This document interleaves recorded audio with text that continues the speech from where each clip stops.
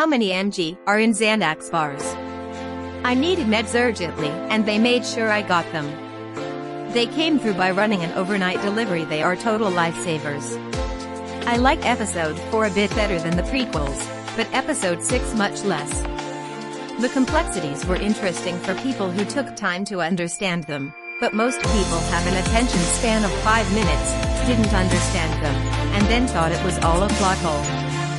For example, a lot of people did not understand why the Trade Federation was invading and blockading Naboo. It was because the Republic passed a tax on trade routes. They then blockaded planets to force them to sign a treaty where they won't enforce the Republic tax, or they will agree to vote against it, or something else in the Trade Federation's favor. Senator Palpatine was largely behind the tax in the first place, and at the same time was advising the Trade Federation to attack planets that supported the tax. This creates a crisis in which the Chancellor gets voted out, and Palpatine ascends to replace him. I think there were ways they could have made this complex plot more interesting. They could have coupled the Senate session with flashbacks, or scenes of the Trade Federation doing this to other worlds. A lot of people also started hating episode 1 after seeing it multiple times. I don't think Jar Jar annoyed me very much as a kid seeing it once, but once it came out on VHS, that was when I started to get annoyed. I didn't really have very many issues with 2 and 3, except the plot got so complicated the writers probably did not think it all the way through. There were a few things that were so complex that became a plot hole, and remain plot holes even if you spend a lot of time thinking about them.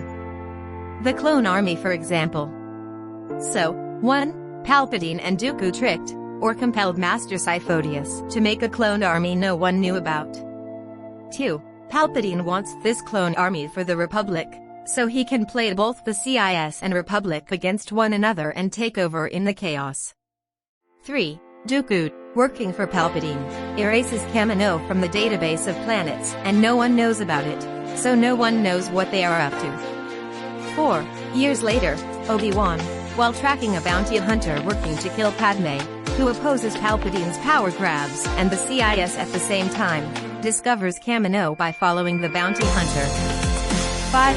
Yoda goes to Kamino, gets the cloned army, and brings it to Geonosis. 6. The cloned army is now the Republic army Palpatine wanted all along, and he sits in the background heading both the CIS and the Republic as they wage war, and he becomes more powerful, and the Jedi more estranged and also less popular. Lots of people want peace, and the Jedi are waging war. 7. Palpatine uses the cloned army to defeat the CIS, and kill the now less popular Jedi and take over the galaxy.